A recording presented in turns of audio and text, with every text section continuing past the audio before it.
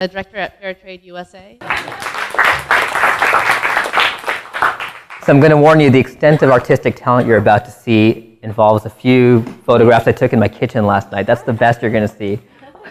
A few of you guys did a great job of setting up my talk today, because talking about trust, one of the institutions that has the least amount of trust, that has the biggest trust deficit, are businesses. Anant explored that, how hard it is to build trust as a business. Rob gave us some examples of how much trouble businesses have building trust. And you know what? In some way, there's good reason for that. Look at the last decade. Started off with Ford and Firestone telling you, yeah, you can drive our trucks, they're safe, despite people reporting that the tires were blowing out. And when the NHTSA said, no, there's a problem here, they said, okay, you're right, we did have a problem. They admitted that they were doing something wrong. I hardly have to say anything to you about Enron and the reliability of their financial figures. They did a lot to harm the perceived trust that we have in businesses. Even JetBlue, a company that many of us love, that, you know, there was great pride in JetBlue, the company that they put together. In 2007, left their passengers sitting tantalizingly close to a terminal with food and restrooms for 11 hours without giving their own passengers access to those basic needs. And it ended with the CEO in tears, realizing that he still had a lot of work to do at such a otherwise great company. We can probably not forget, at least I hope we haven't yet forgotten, about the financial crisis. The financial institutions that told us, hey, what we're doing makes sense, what we're doing will work, you don't need to look any closer, and then only to find out a little while later that it's all going to fall apart, and then when it was getting pieced back together, they're some of the first to recover while many other people are suffering. So there's good reason for business to have this trust deficit. Now, do I think that all businesses deserve that reputation? No, not at all. I spent almost a decade working with big companies, going in that same sort of express lane with Annika, with the roller bag and button-up shirt, advising big companies on how to grow faster, become more profitable. I also always came back in jeans. I didn't like the button-up shirt. What I learned is that, you know what, most companies are good. Companies are people, really, when you think about it, right? They're made up by the employees, and most people you know are good. And I think we should all hold that belief true. What happens? What do companies do about that, especially good companies that are doing good things? Well, they have three choices. One, especially if I'm going to focus on a grocery store, and when you're trying to make a purchase decision about what you should eat, what you should put in your body, right? That's probably one of the biggest trust choices you have to make. They have three choices. They can A, tell you on their own word that what they're doing is right. But I just told you, no, people don't trust businesses. Actually, only about a third of you trust businesses. They can go to government and say, hey, government, vouch for me. Tell me that what I'm doing is right. Well, it turns out the one institution you trust less than businesses is government. So that doesn't work. So what do they have to do? They have to go to a third party. They have to go to someone who has no claim, has no stake in the matter, or a relatively small stake in the matter, to say, yes, what that company is doing, what that product is doing is good. And in a way, they're buying trust. So I'll take you to my kitchen. You'll see these labels more and more, these third-party certifications.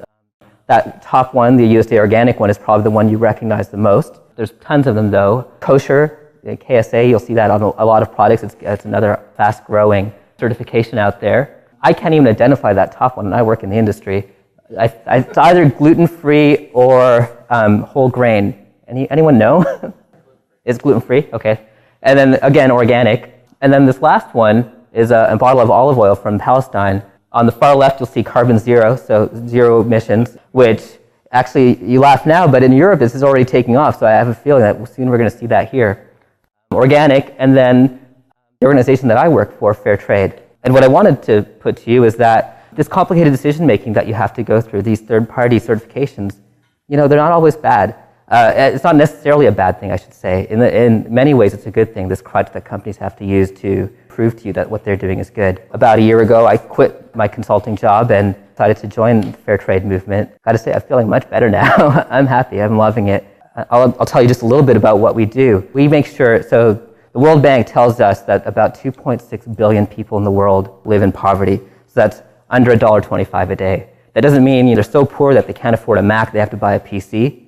They're not that they're so poor that they can't afford a TV or a car. It means they're so poor that they can't eat, right? That's the kind of, they can't properly nourish themselves. That's the kind of level of poverty we're talking about. 2.6 billion people, that's almost half the planet. Of those 2.6 billion people, the majority of them live in rural areas. They don't live in cities. And of those majority that live in rural areas, most of them work in agriculture.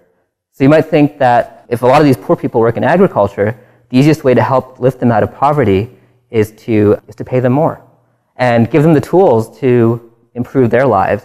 And that's kind of what fair trade does. So we guarantee that they get paid a minimum price that covers their cost of sustainable production. That means they can eat, they can send their kids to school, and we make sure they farm their land in a sustainable way so that farmland doesn't go away. And we empower them to make decisions about their community and give them funds to improve their community. So I can just share with you a few pictures of learning better what we do. Children in school. In India, we work in particular in tea and in cotton. And we make sure the children go to school, and this applies all over Asia, and Asia is particularly big for some commodities that we buy. Although most of what we buy in the US, I quickly learned, is from Latin America. This is my friend and colleague, Ben Schmerler. He's here in Haiti just about a month ago. He's sitting down with mango farmers far outside of Port-au-Prince, helping them get certified, because mangoes are one of the few viable exports out of that country, is a way to rebuild.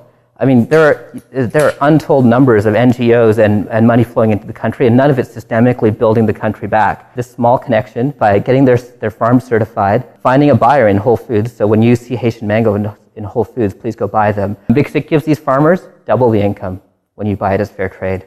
And nothing can help them more than you helping put them back in business in a way that's sustainable for them. This is from a trip that I took just a few weeks ago in Sumatra, working with coffee farmers there, more specifically in Aceh. For those of you who might have recognized that name Aceh, you probably recognize it from the 2004 tsunami that hit. Well, it turns out, even before that tsunami hit and killed hundreds of thousands of people, there was a decades-long war going on here. There was a civil war, and you as a tourist could not enter central Aceh. And only after the tsunami hit did that war end. It's unfortunate that one of the consequences of the war was that these coffee farmers couldn't tend to their farms, which had existed for almost a century, from Dutch colonial times. And after the war ended, they came back and they said, you know what? The best tool for us to help rebuild our lives, we think, is fair trade. And about a third of the coffee that's produced out of that region now is estimated to be produced on fair trade terms. The reason I went out there was to meet with some farmers to help provide them, introduce them to a development bank and get them financing. For any of you in the business world, trade financing, working capital is the fuel you need to run your business. That's one of the hardest things for them to access at a reasonable rate. So we were helping them out with that. All that to say, businesses do have a trust deficit, and you know what? Sometimes they have to go to other organizations to buy it. I showed you a story of about 7 or 8 people's lives who've been improved in pictures there. Through what we do in fair trade, we think about 7 million people a year are benefiting from that. So 7 million of those stories exist around the world, and we're pretty excited about having done that. Just started about 12 years ago. As much as that's a good thing, it's kind of a bad thing. I think that relying on third parties is just a crutch, and businesses need to heal. And I don't think they will. I think without something that fundamentally changes in the way that we buy, companies are not going to change. You're always going to have these examples periodically come up where companies find that it's not necessarily in their best economic interest to act in the best public interest. And it's only by you guys changing the way you buy will they ever change. And that's unfair, right? We're asking them to heal, they should change, but the best answer is in your wallets. So the one ask I have to help build a little more trust in the world, get the world in particular, they're the ones that need the most trust, is think about when you're purchasing things, investigate the company, investigate the product, and then change the way you buy based on that investigation. Because I can tell you, as someone who tries to convince these companies to change their behaviors, the way you buy is the best indicator of change, that they will listen to you. And that's all I have to say. Thank you.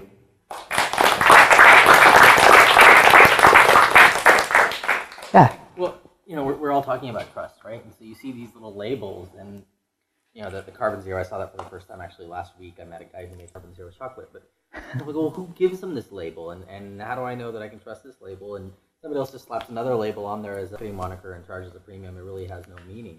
So how do you solve that issue and that problem? It's a good point. We're in solving one problem, we created another problem, right? Anyone can start a certification. And I think it's something that'll shake out with time. Our board chair actually literally wrote the book on certifications, and he says if you look at the history of certifications, in any one category, eventually one certification shakes out. A bunch will emerge, one will find that it has enough credibility and business flexibility that it works for the business world and the consumer, and it'll survive. And I think we're particularly in the fair trade world, or even in the fair trade world, we're at that point where there's many emerging and only one will survive. And same with carbon, there are many emerging and one will survive. In organic, what happened is it got so confusing, the government stepped in and said, you can keep all your certifications, but we're going to put in this umbrella label, USDA, on top of it.